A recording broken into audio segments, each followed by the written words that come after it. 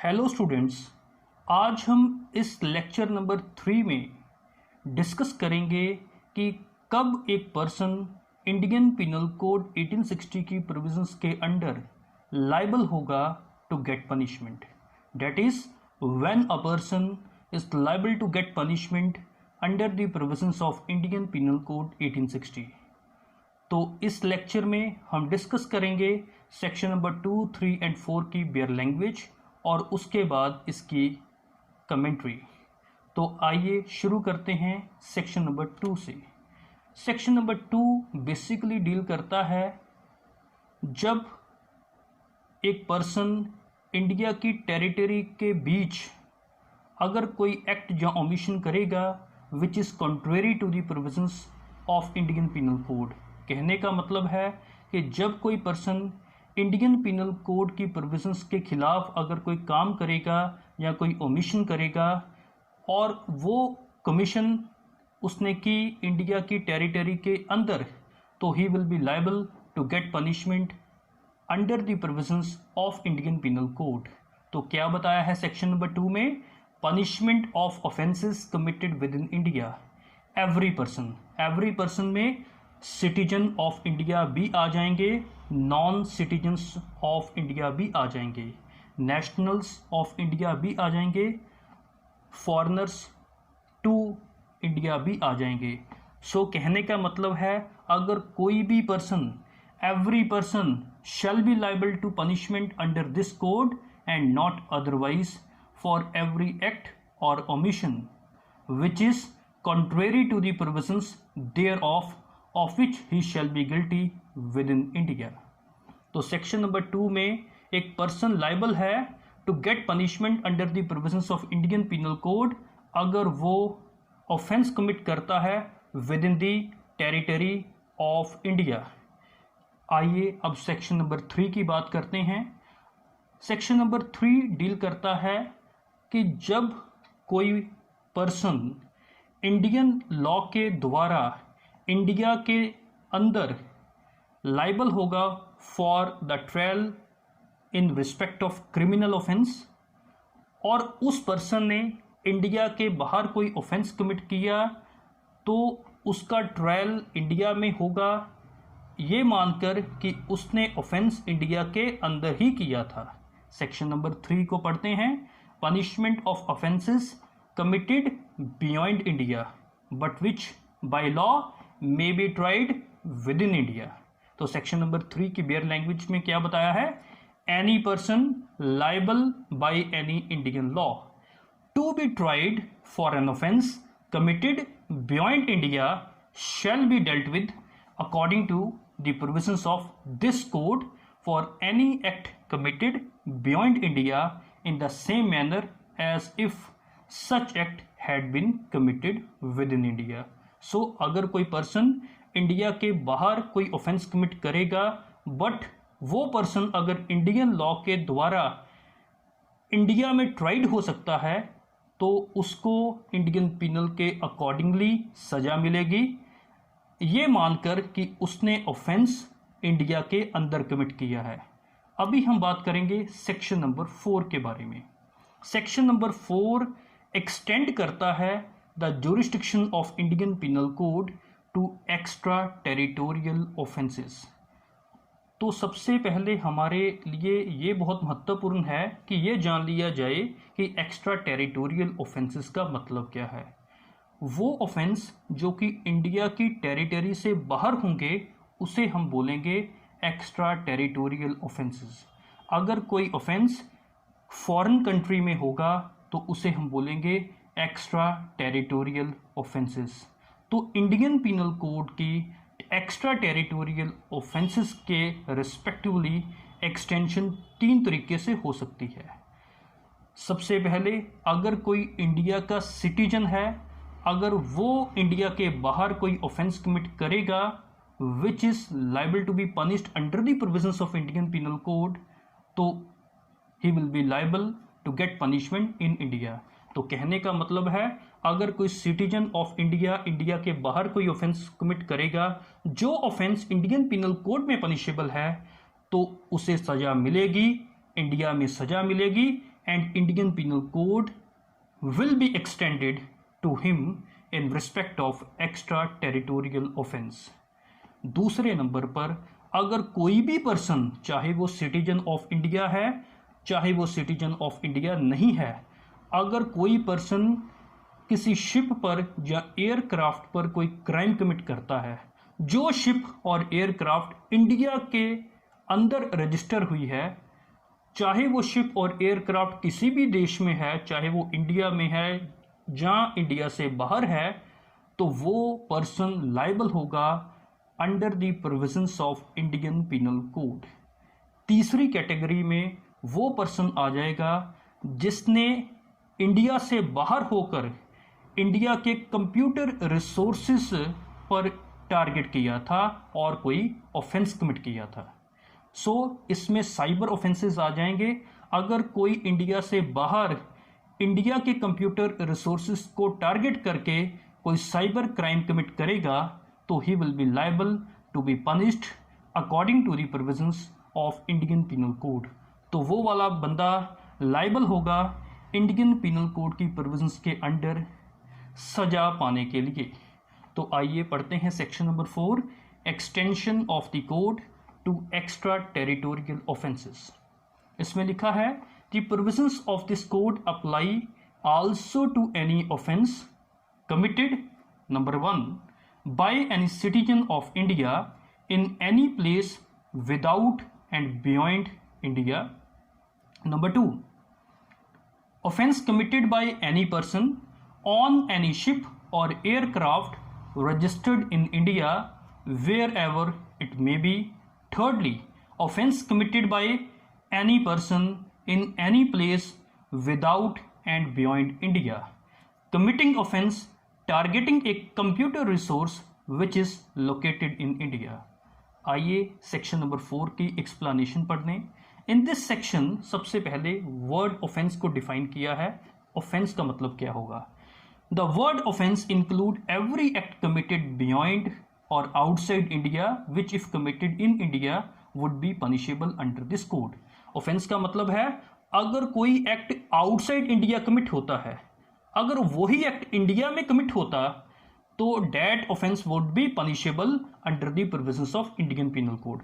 For example, murder is punishable under the provisions of Indian penal code under section 302।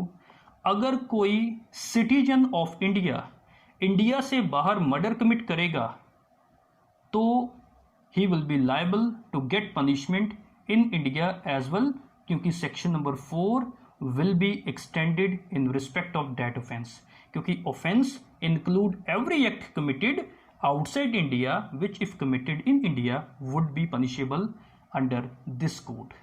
तो आइए explanation number B की बात करते हैं। एक्सप्लेनेशन नंबर बी में कंप्यूटर रिसोर्स का मतलब समझाया है।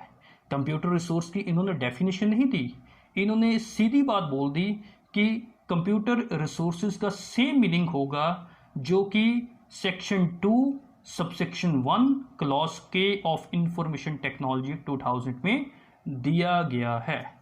तो क्या बताया इन्होंने? The expression computer resource shall have the same meaning assign to it in clause K of subsection 1 of section 2 of the information technology 2000। आइए इलस्ट्रेशन देखें सेक्शन नंबर 4 की। So this illustration is very important for preliminary test। तो इसमें क्या है? A who is a citizen of India, A क्या है? India का सिटीजन है। commits a murder in ओजांडा, उसने ओजांडा में मर्डर कर दिया, तो murder is punishable in India and Uganda is beyond India. Uganda क्या है? इंडिया से बाहर की कंट्री है। अगर a citizen of India murder करेगा ओजांडा में तो उसके ऊपर सेक्शन नंबर 4 अट्रैक्ट होगा and he can be tried and convicted of murder in any place in India in which he may be found. तो उसका ट्रायल इंडिया में होगा। He will be convicted for the offence of murder in India, किसी भी जगह पर जहां पर वो हमें मिलता है। ही can be tried and convicted of murder in any place in India in which he may be found। सो ये थी सेक्शन 2, 3 और 4 की बेयर लैंग्वेज। आइए अब हम तीनों सेक्शन की जॉइंट में कमेंट्री पढ़ेंगे। सबसे पहले इट इज़ वेरी इंपॉर्टेंट कि जो हमारी इंडिया की क्रिमिनल कोड्स हैं वो ज्यूरिस्डिक्शन किस तरीके से अप्लाई करती है। The criminal codes in India exercise jurisdiction either because a crime is committed by any person national और foreigner within the Indian territory, जहाँ वो अपनी ज्यूरिस्डिक्शन इस्तेमाल करेगी किसी भी ऑफेंडर के ऊपर जब क्राइम इंडियन टेरिटरी के अंदर हुआ है, और बिकॉज ए क्राइम दो कमिटेड और आउटसाइड और beyond the territory of India is committed by an Indian national, जहाँ क्राइम तो इंडिया से बाहर हुआ है पर क्राइम कमिट किसने किया, इंडियन नेशनल ने किया। तो दोनों हालतों में क्रिमिनल कोर्ट्स इन इंडिया के पास ज्यूरिस्डिक्शन है उस ऑफेंडर को ट्राई करने के लिए। तो पहली वाली बात, जब इंडिया के बीच ऑफेंस कमिट हुआ था तो उस ज्यूरिस्डिक्शन को हम क्या बोलेंगे, इंट्रा टेरिटोरियल ज्यूरिस्डिक्शन बोलेंगे। अगर इंडियन नेशनल इंडिया से बाहर कोई ऑफेंस कमिट करेगा तो उस ज्यूरिस्डिक्शन को हम एक्स्ट्रा टेरिटोरियल ज्यूरिस्डिक्शन बोलेंगे। तो इस आधार पर हम ये बोल सकते हैं कि ज्यूरिस्डिक्शन दो तरीके की होती है। First of all territorial jurisdiction if the offence is committed within India, अगर ऑफेंस इंडिया के अंदर कमिट होगा। एंड सेकेंडली पर्सनल ज्यूरिस्डिक्शन, जो कि सेक्शन नंबर 4 में डीपली हम पढ़ चुके हैं। तो सबसे पहले हम बात करेंगे टेरिटोरियल ज्यूरिस्डिक्शन के बारे में। जब कोई क्राइम इंडिया की टेरिटरी के अंडर होगा तो वहां पर इंडियन पीनल कोड अप्लाई होगा और कोर्ट्स ऑफेंडर को ट्राई कर सकती है, पनिश कर सकती है, चाहे वो क्रिमिनल इंडियन नेशनल है या फॉरेनर है। तो इसको हम क्या बोलेंगे, टेरिटोरियल ज्यूरिस्डिक्शन बोलेंगे। यहाँ पर जो ज्यूरिस्डिक्शन है वो टेरिटरी के साथ अटैच है if a person commit any offence within the territory of India. तो पढ़ते हैं क्या लिखा है। Where a crime is committed within the territory of India, जब क्राइम कमिट होगा इंडिया की टेरिटरी के अंदर, then the code shall apply, तो कोड वहां पर अप्लाई होगा। And the courts can try and punish irrespective of the fact that the person who had committed the crime is an Indian national और ए foreigner. और जो courts हैं वो उस पर्सन को पनिश करेंगे इंडिया के अंदर, चाहे वो पर्सन इंडियन नेशनल है या वो पर्सन फॉरेनर है, इससे कोई फर्क नहीं पड़ता। सो इसको हम क्या बोलेंगे, territorial jurisdiction. This is called territorial jurisdiction. Here the jurisdiction attaches with the territory. So इसको सम अप करें, the Indian penal codes apply to any offence committed, सबसे पहले within the territory of India as defined in article 1 clause 3 of the constitution. अगर कोई India की territory के under कोई offence commit करेगा तो he will be liable to get punishment under the provisions of Indian penal Code. And territory of India क्या है, वो टेरिटरी जिसको article 1 clause 3 of the constitution में डिफाइन किया गया है। सेकेंडली, अगर कोई offender territorial water of India में कोई ऑफेंस कमिट करेगा तो he will be liable to get punishment under the provisions of Indian penal code.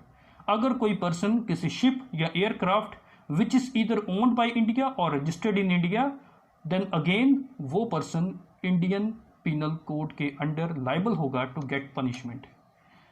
आगे हम बात करें टेरिटोरियल ज्यूरिस्डिक्शन को दो कैटेगरीज में आगे भी बांटा जा सकता है।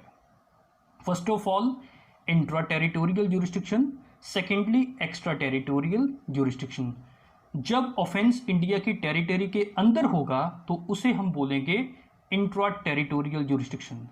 Intra territorial jurisdiction is one where a crime is committed within the territory of India by any person. अगर हम सेक्शन 2 की बात करें तो section 2 of Indian penal Code intra territorial jurisdiction of the code के साथ deal करता है।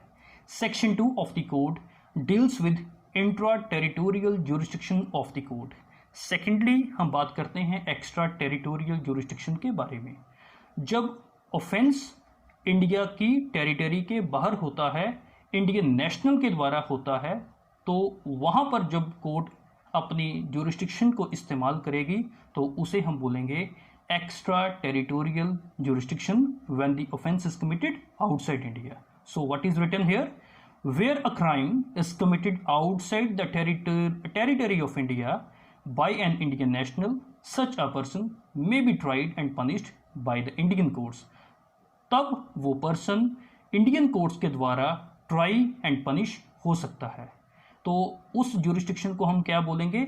Extra territorial jurisdiction of the code बोलेंगे. Section number 3 and section number 4 of the Indian penal code deal करते हैं extra territorial jurisdiction of the code के साथ. So this is something about this lecture. अगर आपको मेरा लेक्चर अच्छा लगा तो प्लीज़ लाइक माई लेक्चर. अगर आपने अभी तक मेरा चैनल सब्सक्राइब नहीं किया तो आप मेरा चैनल सब्सक्राइब कर लीजिए so that each and every notifications of my next videos come directly to you.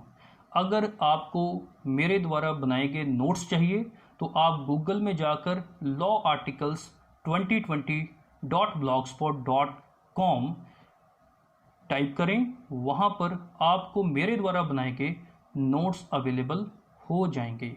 Thank you very much.